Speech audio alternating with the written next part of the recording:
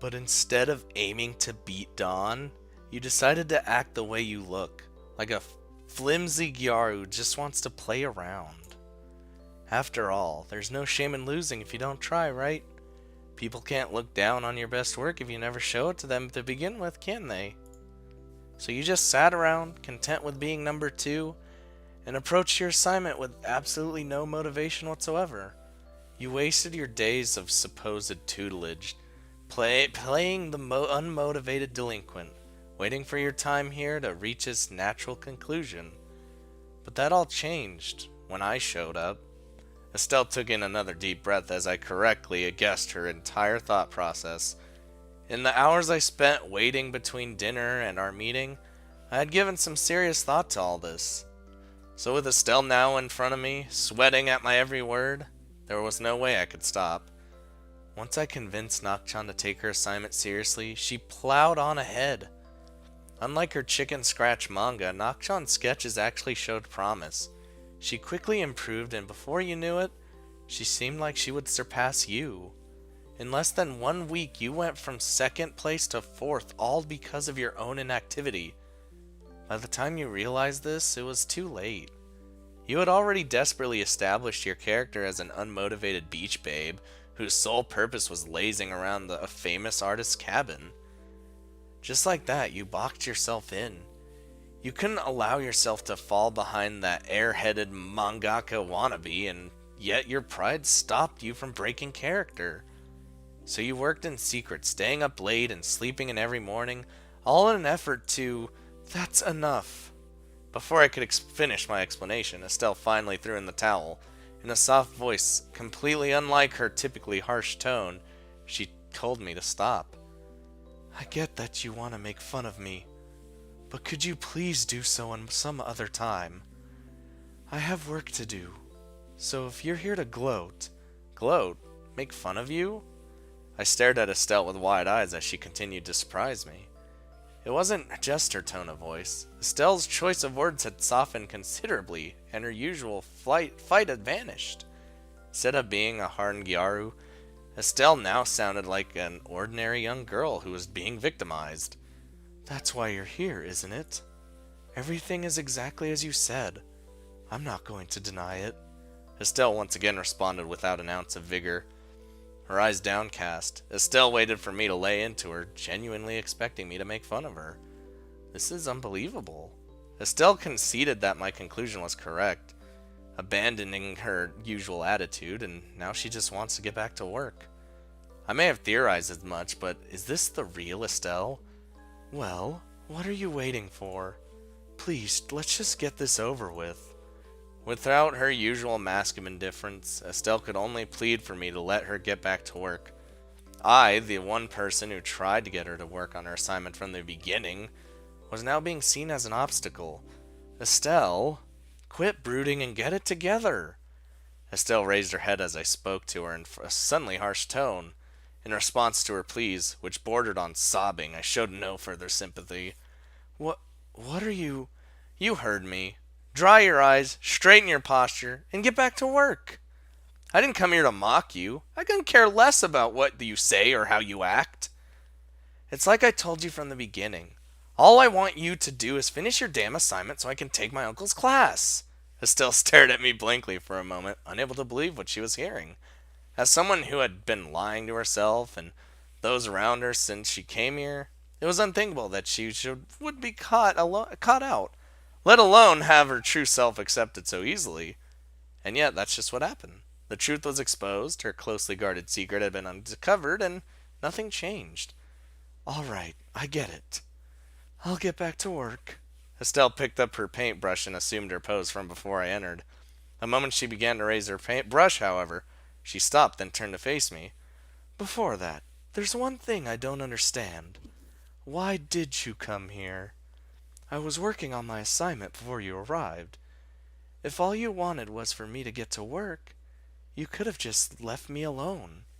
I smirked as Estelle pointed out the same concern I had raised with her myself only a few minutes ago. Fortunately, after seeing Estelle's submissive reaction, I had already formulated an appropriate response. You have a point, even if I didn't confront you like this. you probably would have finished on your own. But you needed to know that you weren't fooled by your false apathy, or rather, we weren't. I know the truth. Nakchan knows the truth, and I'm sure Dawn has figured it out too, 'cause she's a smart cookie. So if you did want to paint during the day with Nakchan and I, or you needed to ask for help, you have no reason to hold back. Aww. The character development. I rubbed my chin with 2 fingers and took a step back. Well, this part is a bit... I leaned forward, closing one eye as I scrutinized the piece in front of me. How is it? Do you think it'll pass? I took a step forward, bringing my face so close to Dawn's painting that I could taste it. I would say... 3 million. 3 million? 3 million what? I thought we were being graded pass or fail. What does 3 million mean? I stepped back once more and crossed my arms, nodding triumphantly at the painting in front of me. Yep, 3 million alright. Assuming you can find the right buyer, of course. Buyer? Wait a minute. You're talking about selling my painting? Well, of course. It would be a waste to just hand it over to my uncle for grading. You'd be much better off selling it yourself and making a name for yourself like that. I can't do that. If I don't turn my painting in, I'll fail the class. Fine, get it graded first. Then we'll sell it for 3 million. Uncle will probably just let you keep it anyway, and if he tries to take it, you can ask for it back as your reward for passing. Then, once you line up the right buyer, I'm not selling it. Wow. Wait, my reward for passing? Does that mean... Dawn looked at me expectantly. While I wasn't at her level when it came to creating art, I could certainly judge the work of others, and I could scrutinize Dawn's painting in a more impartial manner than she could. Furthermore, I had spent more time with my uncle over the years than Dawn had, so I would have a better idea of what he would look for in a completed painting. Was the price tag not enough of an indicator? Yes, Dawn, it'll pass. As I bestowed my answer upon Dawn, her expression didn't change. Her mouth remained open. Her wide eyes stared at me, and she began to mumble softly. I passed. I really passed. I passed the great Miyazaki-sama's class. Hey, you haven't actually passed anything yet. It's my uncle who does the grading, not me. And there's more to your training than just this one assignment. I'm sure he'll have far more difficult challenges for you in the future. Passed. I really did pass. She's not listening to me. Once again, Dawn escaped her own little world. Or escaped to her own little world. But I guess I can let her have this one. There's no way Uncle would fail her, and she has worked really hard. Dawn deserves some time to reflect on her accomplishment. I passed. Still with 1 week to spare. Now if I can just get Nakchan to step out of her room for a while. Hold it right there! Just as I thought Dawn was showing me her pride as an artist, celebrating her achievement, her true thoughts started to leak out. What is it, accomplice? God damn it. I shouted at Dawn as her words brought to mind what had happened the last time I found her in Nakchan's room. Dawn, on the other hand, simply smiled at me, apparently looking back on that same moment in a much different light.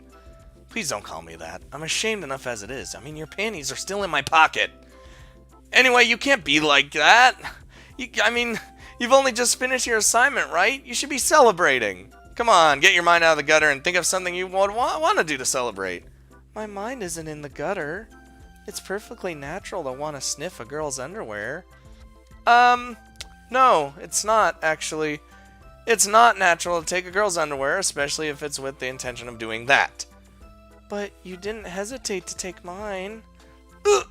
I could feel my face contort in surprise as Dawn brought up the one event in my life I had hoped to bury forever.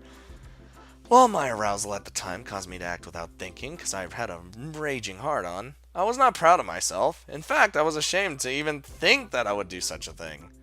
So having Dawn, of all people, remind me of my own perversion was more than I could bear. That's different. I had your consent. If you want to take Nakchan's panties, you need to ask her yourself.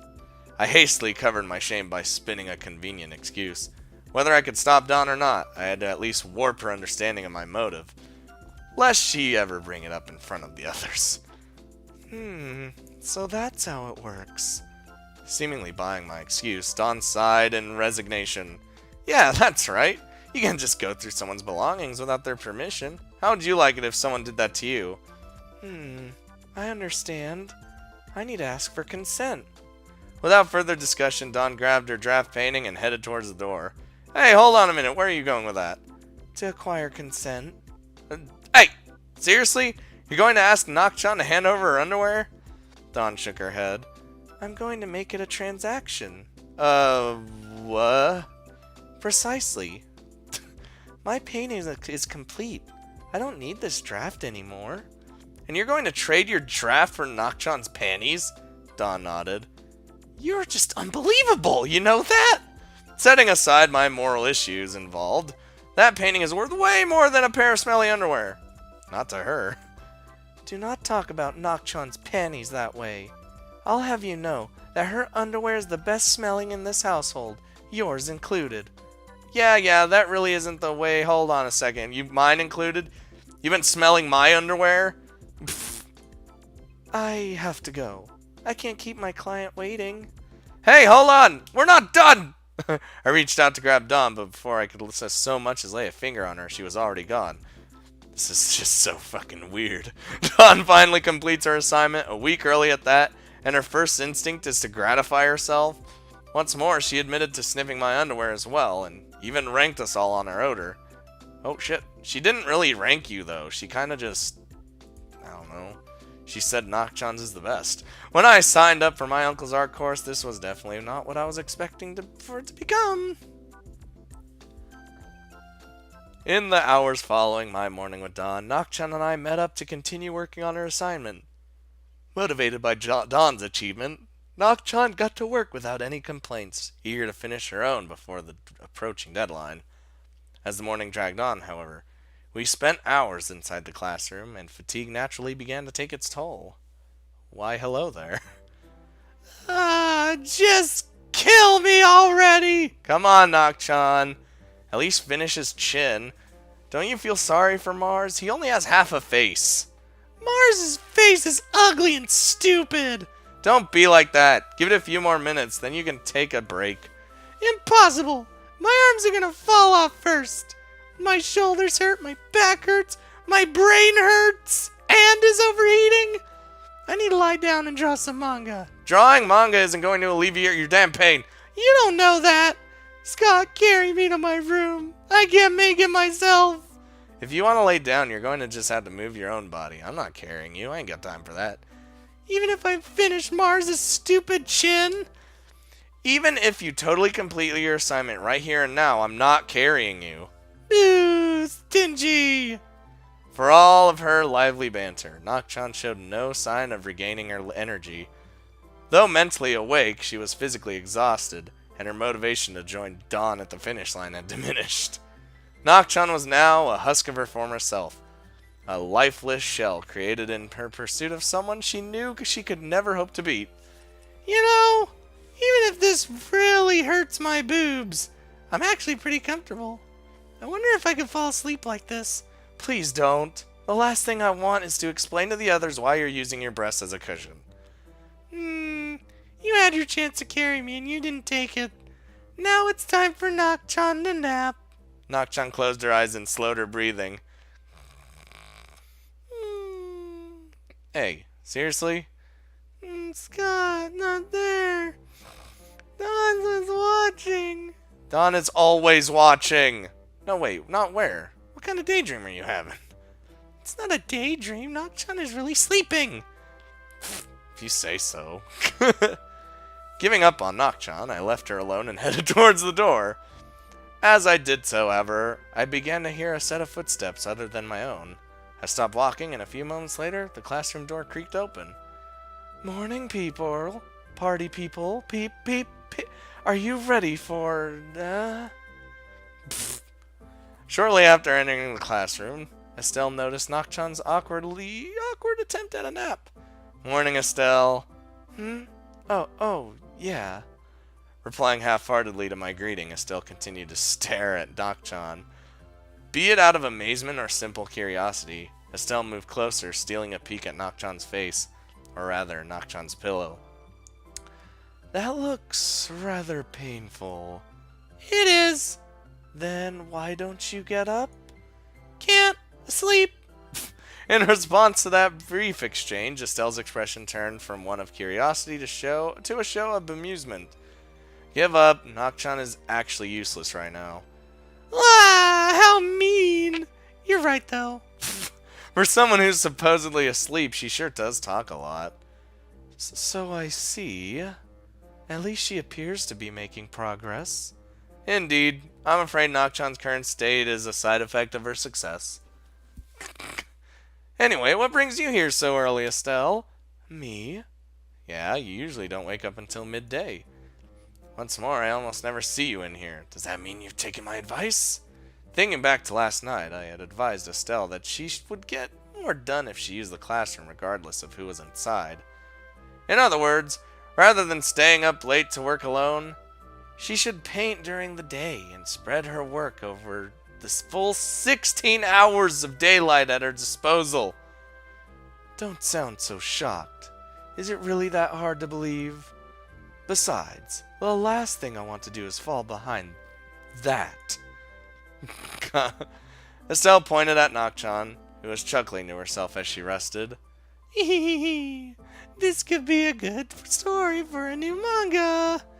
It'll be about a girl who sits like this for so long that her breasts fall off and she goes around cutting off breasts of other people so they look like her. I don't really want to debut with a horror manga though, so maybe that's a bit too much. Oh, she just go around groping people out of envy instead. I'll make it an ecchi manga and get published in no time.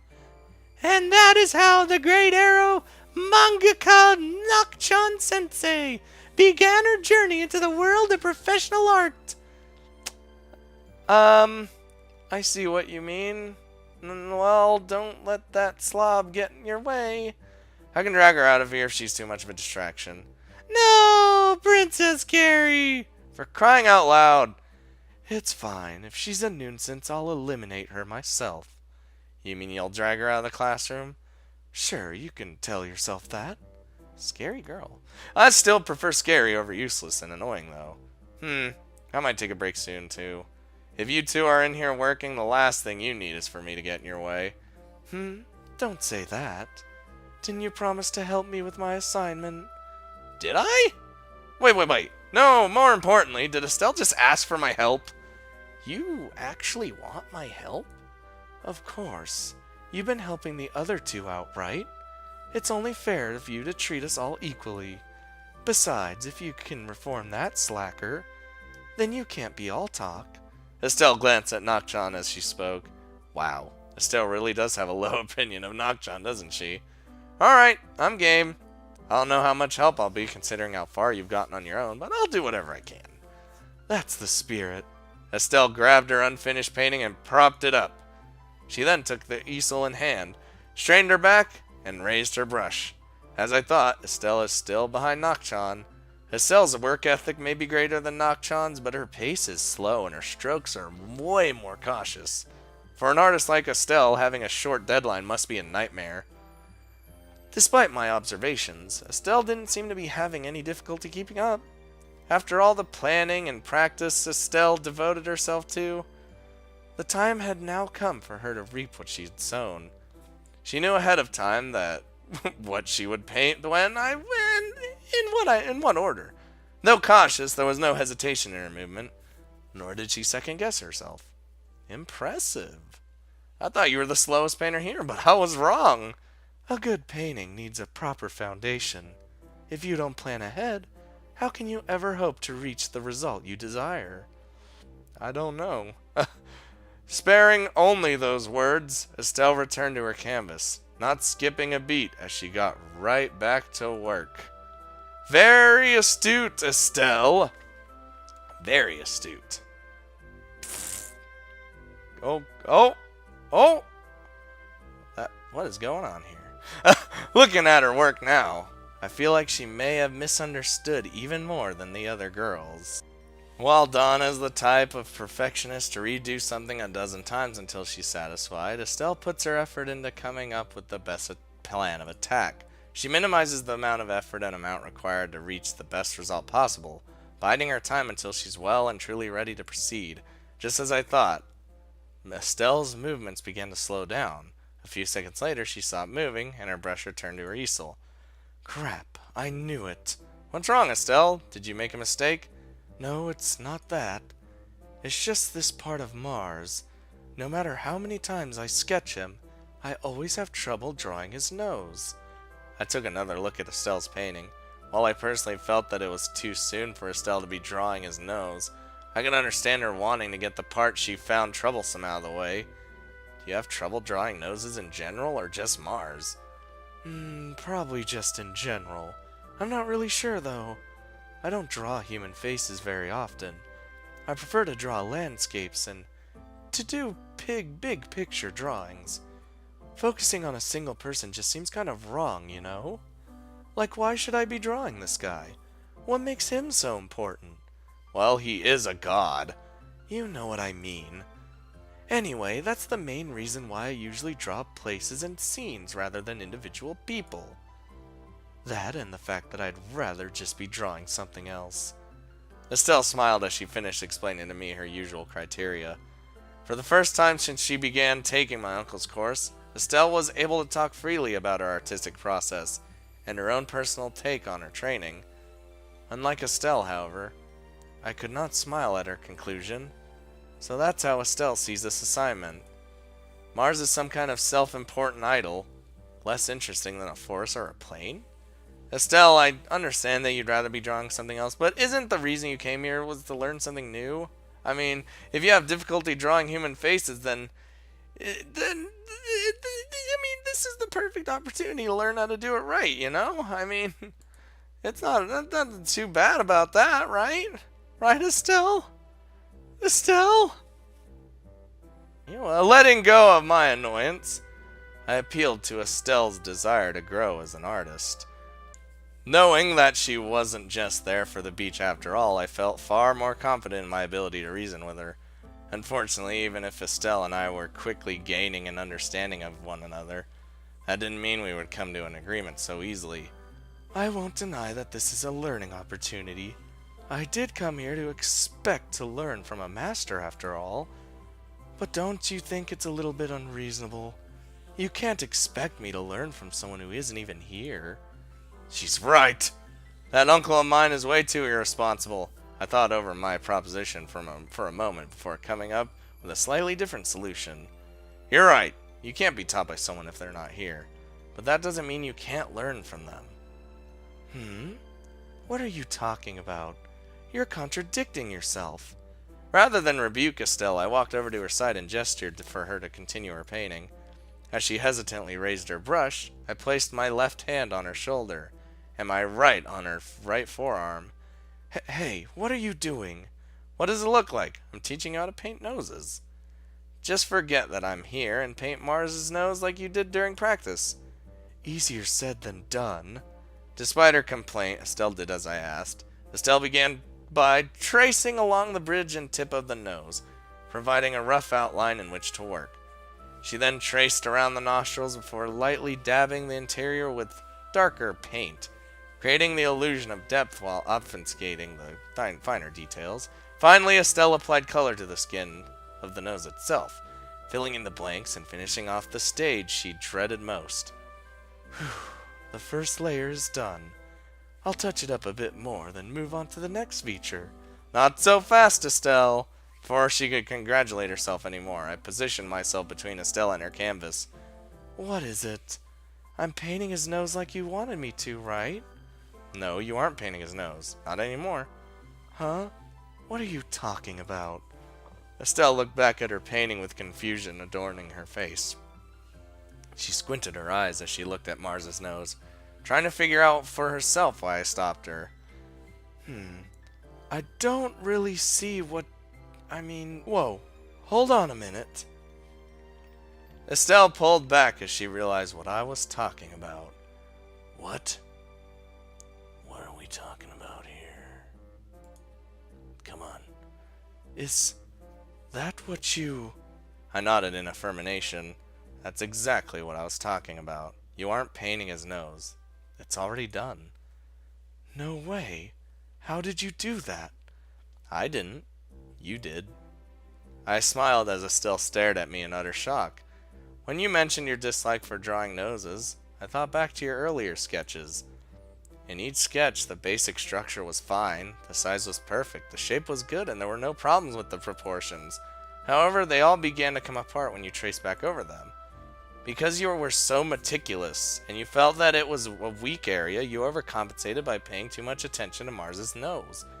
If you'd just shown a little more confidence in your first attempts, you could have gotten your most dreaded task out of the way, and we've just seen. By applying a little more pressure to Estelle's brush than normal, I forced her to paint thicker lines than usual, and to color the wider area. Usually this would cause problems, and my attempt at helping would prove to be a hindrance. As Estelle was showing too much caution around Mars's nose, however, my intervention instead served to return her brushstrokes to their usual breadth. In short, I made Estelle paint Mars's nose the same way she did the rest of his face. I see. So that's it. The solution was so simple, and yet I couldn't see it at all. Don't be too hard on yourself. It's pretty common for people to only see what's right in front of them. Sometimes the perspective of a third party is exactly what you need, be it in art or anything else. You're right, Scott. You're absolutely right. I definitely made the right choice asking you for your help. I scratched my face as I felt the blush coming on. It felt good to have Estelle, a girl who I thought was just a selfish girl, compliment me like that. Hard-earned gratitude really was all more rewarding. Don't praise me too much. I'll start to get conceited. Honestly, I didn't do anything special. Don or Nakchan could have shown you that much. Are you kidding? Modesty is great and all, but you still shouldn't say stuff like that so casually. What do you mean? Think about it for a second.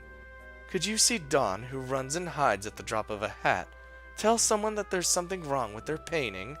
I thought over my experiences with Dawn since we began living together. Although Dawn had opened up to her accomplice a little, and we'd even shared a joke or two, I certainly couldn't imagine her telling Estelle that she was screwing up. That's true. But what about Miss Sleepyhead? Before I could say another word, Nakchan's pathetic visage entered my field of vision. She was still draped over her chair and hadn't moved at all since Estelle and I began ignoring her. If not for the fact that her eyes were open, I could have sworn that she'd fallen asleep. No, never mind, forget I said anything. It's hard enough to get Nakchan to focus on her own assignment, let alone someone else's. Estelle follows my gaze and looks toward Nakchan. Oh yeah, I've been meaning to ask about that. What's got Nakchan so down? Did you sexually harass her before I got here? I stared at Estelle bemusedly. In turn, she's receiving a mischievous grin. No, Estelle, I didn't sexually harass Nakchan. While it's true that I've had my fair share of nosebleeds in Nakchan's room, I can't recall that sexual harassment. If anything, Nakchan and Don are the ones who have been harassing me. Don't look at me like that. I was obviously kidding. So, what's really eating her? The time of the month? How do I know that? Anyway, Nakchan's just tired after painting all morning. She's been working hard to finish her assignment, and it seems the stress is getting to her. It's not stress, jeez! Nakchan just wants a little break, but she can't move, and nobody will carry her bridal style. Finally waking up as she became the center of attention once more, Nakchan offered her own take on the matter. You want to be carried bridal style now? Your demands just keep getting more unreasonable. Wait, what's the difference between a princess carry and being carried bridal style? Nakchan's lips curled on one side as she averted her gaze. She appeared to be thinking hard about the differences between her own requests. After a few seconds of intense thought, however, she returned to her previous state of indifference. Forget it. It's not important. I'll just sit here until I die. So you don't know after all. Nobody loves or appreciates Nakchan. She works her cute little butt off, and what reward does she get? Despair. I sigh and shake my head as I wondered what I would do about her. Estelle, on the other hand, smirked at the scene before her. So you want a reward, huh? I suppose you've earned one. Just look at how far you've come this past week. Estelle, what are you... That's right! Nocchon has earned a reward! I've made amazingly spectacular progress this week, and Scott hasn't shown me any gratitude at all! I frantically turned from left to right, eyeing both Nocchon and Estelle.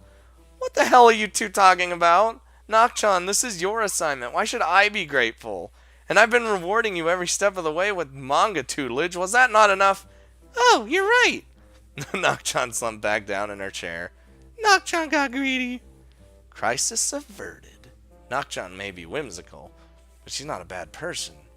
She wouldn't insist on, now, you shouldn't give up that easily. Persistence is key when you're persuading someone to do your bidding. Just as I thought I was in the clear, a roadblock suddenly appeared. Well, shit. I stared daggers at Estelle. What do you think you're doing? What? I'm just telling it like it is. Nocchon is an independent young woman who deserves to know her rights. No, Nocchon is an impressionable young girl being lied to a dark path by a manipulative Gyaru. Nocchon can hear what you're both saying. Anyway, Nocchon agrees with Estelle. I want a reward, and I'm not paying another stroke until I get it. While Estelle and I were talking, Nocchon finally rose to her feet. She stumbled between the two of us and puffed out her chest, trying her best to remain upright as the blood rushed to her head. This is just what I need. Dawn finished her painting. Nocchon was making significant progress. Even Estelle turned out to be nearing completion. I really thought I had this in the bag. But life is never easy, is it? No, it is not. Definitely is not.